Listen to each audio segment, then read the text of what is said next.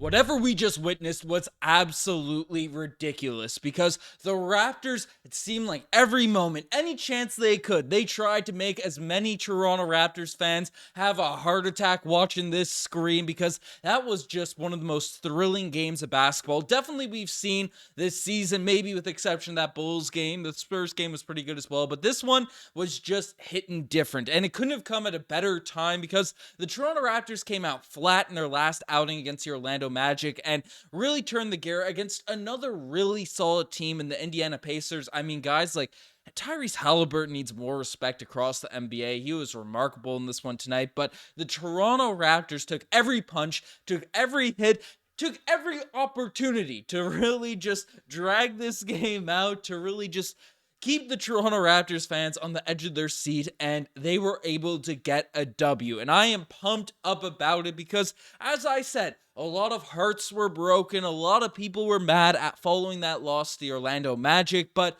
they just rope us back in. They have moments where they look lethargic, they look down, they look like a squad that needs to be blowing up the roster next week, right? They have those types of games, and then we have games like this one where they're engaged. The Raptors come out locked in, ready to go. Top guys are playing like top guys. Everything is flowing, gelling together. No matter what type of punches are coming from the other end, the Raptors just found a way to win in this one. And if we get this energy night in, night out from this Toronto Raptors team, then, I mean, there's no team that we can't step on the floor with. And obviously, it's unsustainable for over the course of a season. We're still very nascent into the year. It's not fully developed in terms of how the season's going to play out. We have a lot of very important games over the next sort of week or so that we're going to dive into, but I'm basking in the moment. I'm taking this one in because I am thrilled. That high has been felt from this Toronto Raptors game because this was an absolute thriller. And before we talk about the end, before we talk about sort of the back and forth battle that just happened, I want to give a little request. We are very, very close to 30,000 subscribers. Very close. I mean, looking at the stats as well, I've been breaking out this graph. Over half of the viewers that have been watching the channel haven't been subscribed. So, I mean, if some of you guys that are watching this vid here today that aren't subscribed, hit that subscribe button. It would mean the world to me to hit 30,000 subs. I mean, today's November 23rd. By the time this video is going to get uploaded, our first actual proper video on YouTube is on November 23rd. 5-6 years ago at this point, 6 years. So hitting that 30,000 subscriber mark would be huge. It's my birthday today as well. I know that date specifically because I uploaded the first proper video, the Lonzo Ball video, on our birthday. A couple weird podcasts we uploaded before that. I don't count those, but a little ramble for a sub request, but it would be really nice to hit that 30,000 subs on November 23rd, 2023. But, appreciate you guys as always for watching. But let's dive into this game because this was an absolute thriller. And first guy that we have to talk about is Pascal Siakam because, again, a lot of people have been talking about dealing him away, not wanting to pay our top guys, and I know one game's not going to sway anybody from different camps and things like that, but Pascal showed tonight the value that he can provide for any given team. I mean, 36 points, 10 rebounds, 4 assists, 1 block in this one, 13 to 24 from the field, and really, especially the first half, right? Like, starting off this game, Pascal came out and said, hey, guys, we had this ugly sort of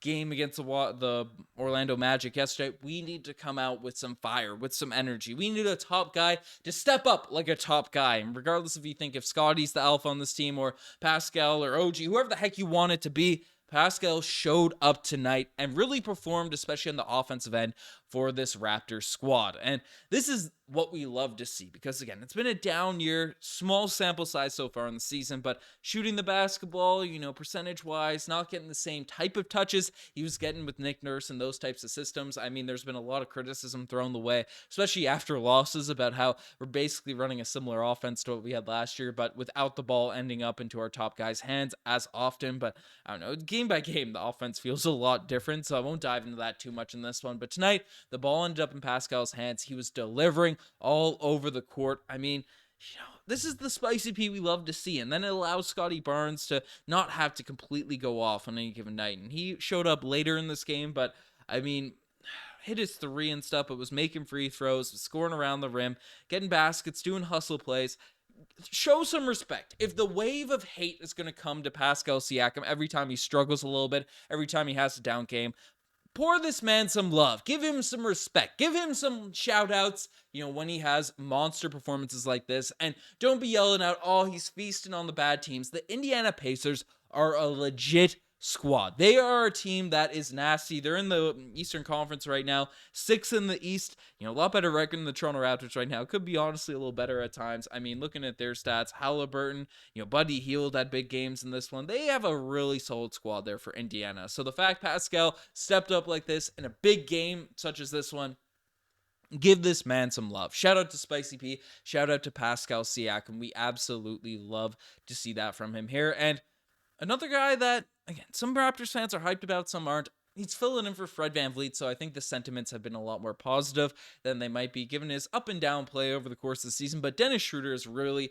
proven to be a great signing for this Raptors squad. And tonight, we saw it again, 26 points, 6 rebounds, 5 assists, 10 of 16 from the field, 2 of 5 from the three-point line, hit a really clutch 3 in the end of this game. The Raptors are down by 5 with about a couple minutes to go, and usually down the stretch, I mean, especially the way the Pacers have been closing out games over the course of this year, the Raptors have been unable to sort of execute down the stretch. Dennis Schroder even being a part of that in previous games. He had a really sort of timely 3 at the end of this one, which changed the momentum of this game. He missed a couple down the stretch as well, but that one was very timely. OG followed it up with another 3 in the corner, so that was great to see. And bringing up OG Anunoby, he also had a solid game in this one. I mean, 13 points, 4 assists, 4 rebounds. I thought from the eye test he was playing solid defense, doing his thing out there, even though whoever he was switching on, Hield, Halliburton, these guys did end up going off. I don't think it was a product of OG or something like that, but, OG, Schroder hit some clutch shots down the stretch. Pascal had a nice sort of put back down there. And I thought Scottie Barnes, even though, again, the efficiency wasn't crazy, 20 points, 12 rebounds, 4 steals, 4 assists. This man continues his emergence onto the star level stage. So our starting unit really performed in this one. Even Pirtle, again, 6 points, 3 or 4 from the field. Quiet 29 minutes. I felt like it wasn't out there as much there, but I had 6 assists, which is great to see, facilitating the offense. Again, our offense looks so different game by game. It's tough to really peg what the 20-second or the 0.5, whatever the term Darko Rajokovic used for their offense running fast and stuff. But tonight we ran a lot of the offense through Pirtle when he was out there on the court. Didn't score a lot by any means, but had his impact. The starting unit played really well in this game and ended up leading the Toronto Raptors to holding out through this game. There were moments where the bench came in and did some things as well. We'll talk about those guys, but it's nice to see the starters put up some big numbers, put up some big games, and match the Indiana Pacers because they were running top heavy. Both teams really wanted to win this game. This is a big game for both sides because even though the records are a little bit stretched right now, over the course of the season, those can even out, and the Raptors and Pacers could potentially be, in the mix and fighting for similar playoff seeding. So great to see the Toronto Raptors come out and get the starters step up, but the bench, that's where a lot of the storylines are going to come out from this one. I want to start off with the positives because I know people are waiting to bag on Gary, but Malachi Flynn, playing clutch fourth quarter minutes. Who would have thought? Who would have thought if someone came into this year and said, hey guys, Malachi Flynn is going to be your most consistent, going to be your most reliable player off the bench. Now that might be an exaggeration, but the last 2 games, that's sort of what it's felt like. Game in, game out. He's been a steady presence. He's not rushing anything. And man, say what you want about Darko. Again, say what you want about the different styles of offense, the motivation, the things like that. The leash he gave to Malachi Flynn, let him play through struggles in preseason, let him play through struggles in the first month of the year. It is paying off in significant dividends because he looks like a legit NBA guy now at this point. He's playing defense, he's facilitating. Tonight in this game, 14 points, 6 of 8 from the field, 2 assists, 4 rebounds. I felt like he had more sort of facilitating than just the 2 assists there, but man, shout out to Flynn. Shout out to Darko for giving him that opportunity. And, he's earned himself a contract. Because, again, we weren't sure what would happen in the future of Flynn. He didn't get his extension, which no one really expected, given he's been in the doghouse his entire Toronto Raptors career. But proven why, proven that smooth looking jump shot, proven that he's a legit backup guard in the NBA. Even if he's inconsistent, even if he's not perfect, he's showing game in, game out over the past few weeks, especially, that he's a legit NBA guy. So shout out to Malachi Flynn for stepping up. And Otto Porter Jr. got some run in this one, and I was disappointed. I expressed my frustrations that Otto Porter Jr. was only playing garbage minutes in our last outing. And tonight, even though the box score doesn't indicate he did anything crazy, 3 points, plus minus is an indicator that he was out there for some good lineups, played some really strong defense, and He's just a stabilizing presence to that bench unit. He doesn't do anything wrong. He doesn't do anything just that hurts the team. And he can knock down threes. He can score you some buckets if needed. Tonight, it wasn't really needed from him. So Otto Porter Jr. needs to be a staple in our rotation game in, game out. That's something I hope Darko Rajakovic sort of feels going forward. And then Boucher at 6 points.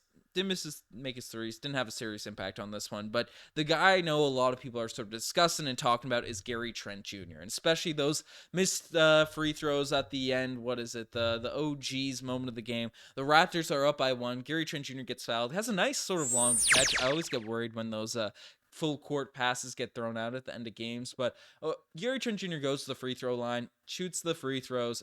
Amazing free throw shooter. I think he's 85+% from the free throw line.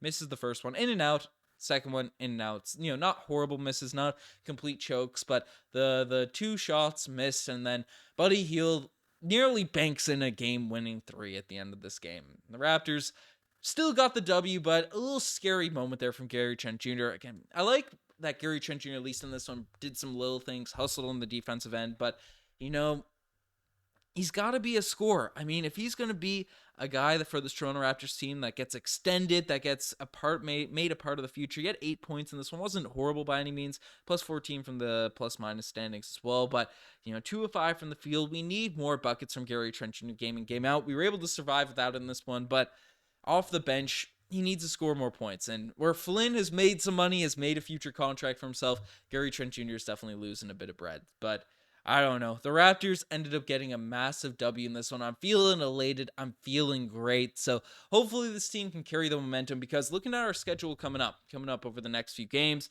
the Bulls, the Cavs, the Nets, those 3 games are against teams that, the Cavs and the Nets are right ahead of us in the standings, even though it feels like we're really far down, only half game up on us in terms of the Nets, and then obviously the Cavs are couple games ahead of us, but we get a couple of these wins, that will be huge for pushing us up in the standings. And then we also face off against the Suns, who are injury depleted right now, so we should get some wins. And then we face the Knicks twice. So this Raptors squad can do it. They can make a push. As devastated as we felt against the Wizards, they bounce back, and hopefully the momentum carries into the games going forward. But let me know what you guys think about this Toronto Raptors win, how you're feeling about the squad right now. You guys are best to make it far. Subscribe to the channel if you guys haven't already. As said, very, very close to 30,000 subscribers, so it means the world to me if you hit that subscribe button. Anyways, I'm signing out.